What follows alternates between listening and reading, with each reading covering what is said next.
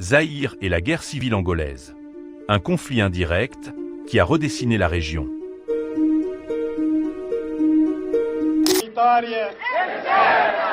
« 1975. L'Angola devient indépendant.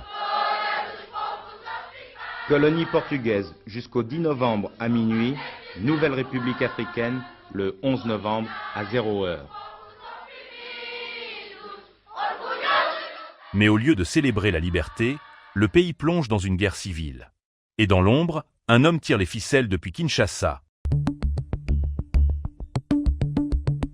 Mobutu Sese Seko. Trois mouvements s'affrontent pour le pouvoir. D'une part, le régime communiste du MPLA, installé grâce au pont aérien soviétique et à l'engagement de 20 000 soldats cubains à ses côtés. Et d'autre part, le FNLA de Roberto Holden, et surtout, plus au sud, l'UNITA de Jonas Savimbi, dont les combattants sont eux soutenus par l'Afrique du Sud et la France.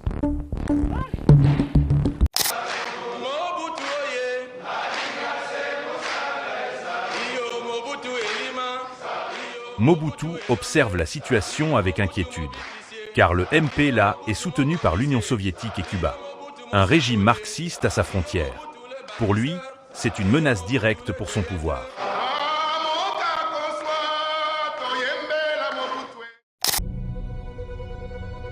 Peu de gens le savent, mais le chef rebelle Holden Roberto est le beau-frère de Mobutu.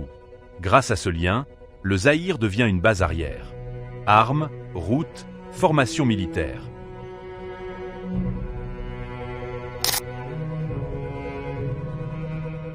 Si je comprends bien, le Congo vous accorde une aide officielle.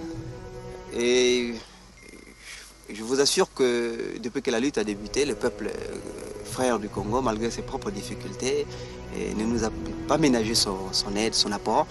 Et actuellement, le Congo est un des pays qui nous accorde le plus d'aide dans notre lutte contre le régime colonialiste portugais.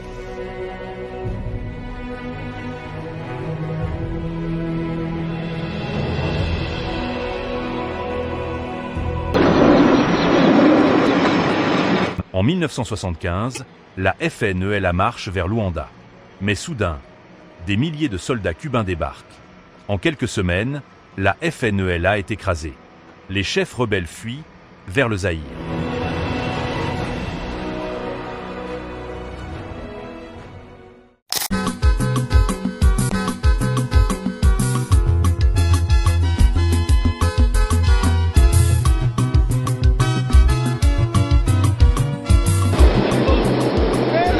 Les combats ont été d'une rare violence autour de la piste de Kolwezi, car on voit partout le sol jonché de carcasses d'avions et d'hélicoptères, d'obus non éclatés. On tire encore un peu dans tous les coins car l'armée zaïroise pour l'instant contrôle le périmètre de l'aéroport. 2 ans plus tard, la vengeance arrive.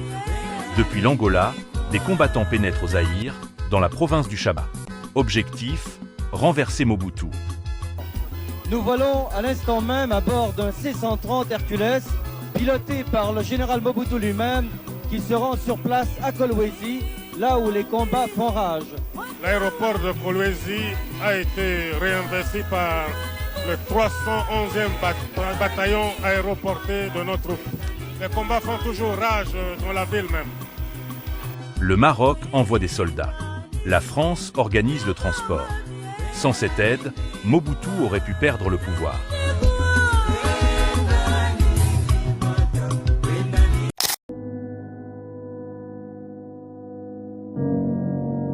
À la fin des années 1980, le climat change. La guerre froide s'essouffle. Mobutu et le président angolais José Eduardo dos Santos commencent un rapprochement prudent.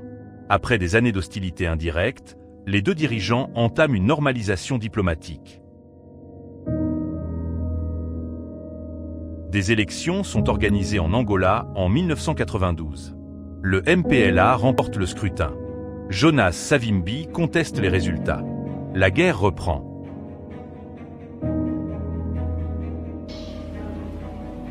Mas provei agora, formei exército, combati os cubanos, combati os russos, cheguei a Luanda e ganhei. En 1996, une rébellion menée par Laurent-Désiré Kabila traverse l'est du Zaïre. L'Angola choisit alors de soutenir cette rébellion contre Mobutu. Ironie de l'histoire. L'ancien ennemi devient un acteur clé de la chute du régime zaïrois.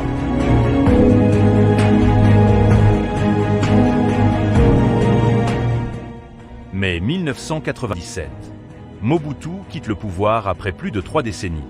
Il meurt en exil au Maroc quelques mois plus tard. Une époque se referme en Afrique centrale. En Angola, la guerre civile se poursuit. Jonas Savimbi et l'UNITA maintiennent le combat contre le gouvernement du MPLA. Le conflit dure encore 5 ans. Jonas Savimbi est tué lors d'un affrontement avec l'armée angolaise dans la province de Moxico. Sa mort change l'équilibre militaire. Avril 2002. Un cessez-le-feu est signé entre le gouvernement angolais et l'UNITA. La guerre civile angolaise prend officiellement fin. Après près de 3 décennies de conflit, l'Angola entre dans une phase de reconstruction.